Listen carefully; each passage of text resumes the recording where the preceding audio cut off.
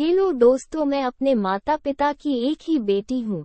तो मेरे पापा ने मुझे मुंबई में एक फ्लैट किराए पर लेकर दिया है। मेरे मम्मी पापा गाजियाबाद में रहते हैं और मैं सप्ताह में 4 दिन ही कॉलेज जाती हूँ। मैंने अब तक कोई बॉयफ्रेंड नहीं बनाया। मन में कहीं ना कहीं एक दोस्त की कमी लगती है। मेरी उम्र 22 साल हो गई है। मेरा मन करता है कि कोई मुझे बहुत सारा प्यार करे। मेरे फ्लैट में 3 कमरे हैं, तो मैंने सोचा कि क्यों ना 2 कमरे किसी लड़के को किराए पर दे दूं और उनसे दोस्ती भी कर लूंगी और सारी रात उसके साथ मस्ती भी करूंगी। और मैंने आज एक कमरा किराए पर दे दिया है। एक रिक्शा ड्राइवर ने लिया। वह बहुत हैंडसम भी लगता है। पता नहीं उसको देखकर मेरे दिल में क्या क्या होने लगता है। ऐसा लगता है अभी उसके साथ सब कुछ कर लूं।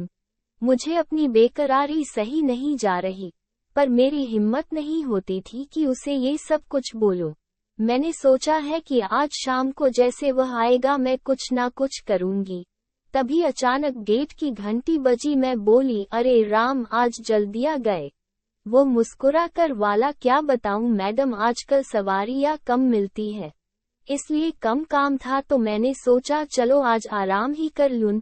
वो बोला, मालकिन टंकी में पानी आ रहा है ना, मुझे थोड़ा नहाना है। मैं बोली, हाँ हाँ टंकी भरी है, तुम 5 मिनट रुक जाओ, मैं नहा लेती हूँ, उसके बाद तुम नहा लेना। मैंने ठान लिया था कि आज उसको अपने झांसे में लेकर ही रहूंगी, इसलिए मैंने बिना तैलिया लिए फ्री वॉशरूम में चली गई और नहाने लगी। साबुन लगाने के बाद मैंने अंदर से आवाज लगाई, राम जरा मेरे कमरे से तौलिया लाकर मुझको देना।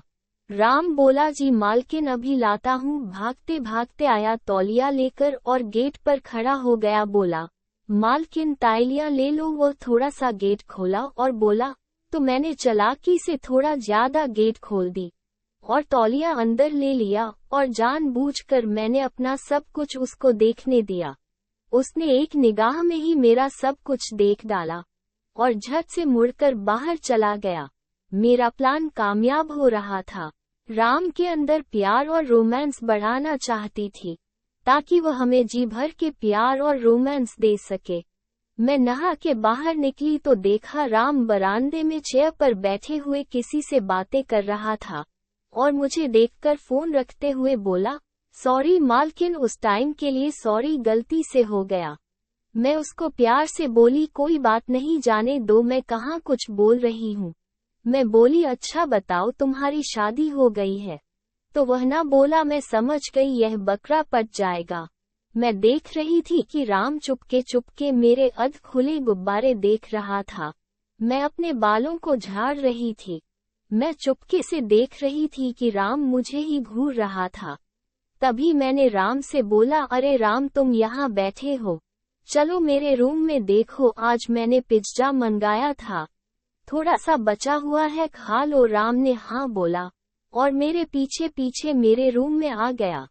मैंने राम के हाथ में पिज्जा पकड़ाया और बोली, राजू तुम यही बैठकर खाओ। राम पिज्जा खाने लगा और मैं अपने कपड़े पहनने लगी। मैं जानबूझकर उसके सामने ये सब कह रही थी। अब राम की आंखों में मैं साफ साफ देख रही थी कि उसका भी मन अब सब कुछ करने के लिए बेहद बेकरार हो रहा है। लेकिन मैं भी चालाक थी। मैं सोच रही थी कि उसके द्वारा पहल की जाए। तभी अचानक राम बोल पड़ा, मैडम आप ये सब मेरे सामने क्या कर रही हो? मैं बोली, राम क्या तुम जवान नहीं हो, तुम्हारा मन नहीं करता है? और हाँ, तुम मुझे मालकिन नहीं बोलो, अपना दोस्त समझो। मैंने उसके गाल पर हल्का सा चांटा मारा तो उसने मेरा हाथ पकड़ लिया और बोला, ठीक है मालकिन, आज तक मैंने आपसे ब्यूटीफुल और खूबसूरत लड़की नहीं देखा, आप बहुत प्यारी हो। ये कहकर उसने मुझे बेड पर बैठा लिया, लेकिन उसकी नजरें मेरी नजरों से मिल नहीं रही थी। कहीं ना कहीं वह घबरा रहा था। अब मैं समझ गई थी कि अब मुझे ही पहल करनी पड़ेगी। मैंने अपना तौलिया उतार कर साइड में रखा, जिससे मेरे दोनों गुब्बारे खुल गए। अब उसकी आंखें फटी के फटी रह गई। अब वह पागल हो चुका था। अब बारी खेलने की थी। अब उसने मुझे पकड़कर अपने पास खींच लिया। पहली बार मेरे साथ ये सब हो रहा था। करीब करीब 15 मिनट तक राम मुझे प्यार करता रहा। फिर राम अपने कमरे में चला गया। अब कभी कभी राम मेरे पास आता है और हम दोनों खूब प्यार करते हैं।